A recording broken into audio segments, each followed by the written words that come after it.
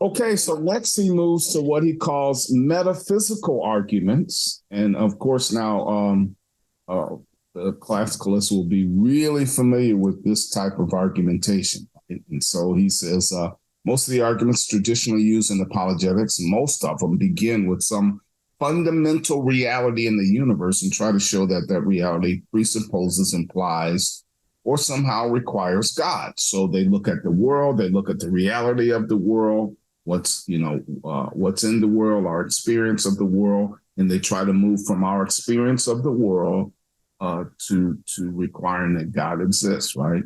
And he says these are called metaphysical arguments, and the most common one starts from purpose, cause, and being itself, right? So those are the three, what he calls metaphysical arguments that he wants to take a look at. One based on purpose, one based on cause, and one based on being, right? So he wants us to consider those various kinds of traditional metaphysical argument. Right. And so one that we're probably really familiar with is the teleological argument. Of course, Dawkins hates this one because something about a giraffe's neck or something like that. But the teleological argument is perhaps the strongest argument of all when it is considered informally. But it has always been one of the weakest when theologians and philosophers had tried to state it formally. Even Immanuel Kant, the most influential modern critic, again, Kant, we know from the ta argument without the g. It's transcendental argument. But here with the teleological argument, he says that him being a critic for the proof of God's existence found the starry heavens above, together with the moral law within, to be a remarkable testimony to the reality of God. So here's, Immanuel Kant, no slouch. He's in all your textbooks, and he's even saying that the design argument, the purposefulness, the intricacies, the big and the really small go a long way to saying this is quite good proof for the reliability that God does exist.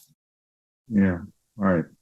So even Kant kind of looked at this and suggested something was going on here. And then he obviously one of the most famous arguments was put forth by Thomas Aquinas when he suggested that when we see unintelligible things, atoms, matter, energy, and so forth, working together for a purpose, we generally attribute that to an intelligent designer. So teleological means pertaining to purpose or goal. That's the idea here. So intuitively, he tells us, we feel the power of such thinking. But how do we formulate it into an argument? So we have this, it seems like there's purposefuls, there's order, there's design. So how do we formulate that into an argument?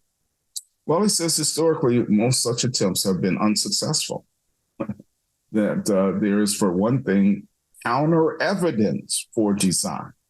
And this is sometimes called a dysteleology. So not teleology, but dysteleology. And so this existence of, for instance, evil, right? And this obviously is the strongest counter argument and counter evidence for design. For another thing, he tells us Hume, right? David Hume proposed alternative explanations for the order of the world. Right? Hume suggested maybe the world isn't like machinery.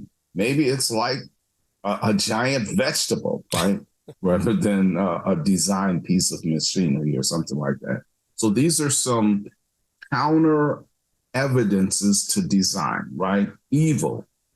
Is the world really orderly in such a way that things kind of turn out with a grand purpose and that sort of thing? Well, then what about evil, right? And Hume, does the order in the world really reflect human machinery, right? How come it doesn't reflect, for instance, vegetables or something like that? So that couple of objections here that he raises with regard to this argument. Yeah. I remember in one of our first books that we read together with Jason Lyle talking about DNA. And it's interesting here. Thomas Aquinas had no idea what DNA was. But when we see unintelligible things, atoms, matter, energy, working together for a purpose, we generally attribute to intelligence.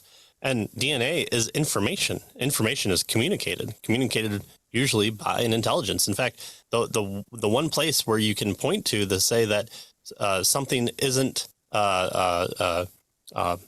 being directed, that is a communication tool, that's information, the passing along of information, is DNA.